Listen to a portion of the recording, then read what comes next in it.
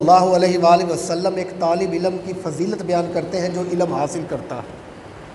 آپ کیا فرماتے ہیں کہ جو طالب علم حاصل کرتا ہے اس کی فضیلت دوسرے لوگوں پر ایسے ہے جیسے حضرت ابو بکر صدیق کو میری تمام امت پر ہے۔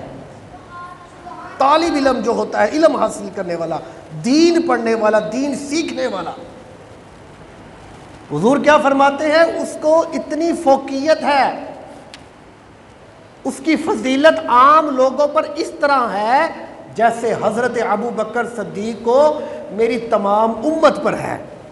اتنا مقام ہے۔ پھر حضور اکرم صلی اللہ علیہ وآلہ وسلم نے فرمایا جیسے حضرت جبرائیل علیہ السلام کو تمام فرشتوں پر فضیلت ہے، اسی طرح ایک طالب علم کو عام لوگ پر اس طرح فضیلت ہے کہ طالب علم جو علم حاصل کرتا ہے اس کی اتنی فضیلت ہے، اتنا مقام ہے، کیونکہ وہ رب کے رستے پر چل رہا ہے، رب کا دین حاصل کر رہا ہے۔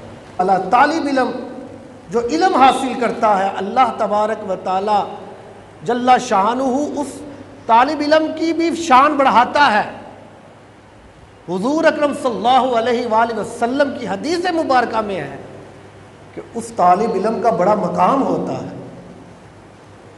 میرے نبی کریم کی حدیث مبارکہ سنیں، حضور فرماتے ہیں جو طالب علم دین حاصل کرنے کے لیے، علم حاصل کرنے کے لیے جب گھر سے نکلتا ہے تو اللہ تبارک و تعالی اس کے ہر قدم کے بدلے، چلنے پر ہر قدم کے بدلے اس کو 1 سال کی عبادت کا ثواب عطا کرتا ہے۔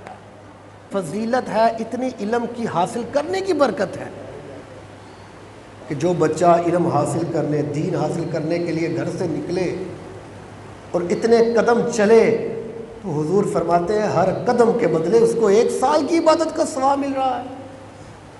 پھر میرے نبی کریم نے فرمایا کہ ہر قدم کے بدلے اس کے لیے جنت میں 1 شہر اللہ بنا دیتا ہے۔ اتنی قدر ہے کہ اس کے ہر قدم کے بدلے جنت میں 1 شہر بنتا ہے۔ زمین پر چلتا ہے تو جو زمین کے ذرے ہوتے ہیں وہ اس کے لیے دعا کرتے ہیں، اس طالب علم کے لیے۔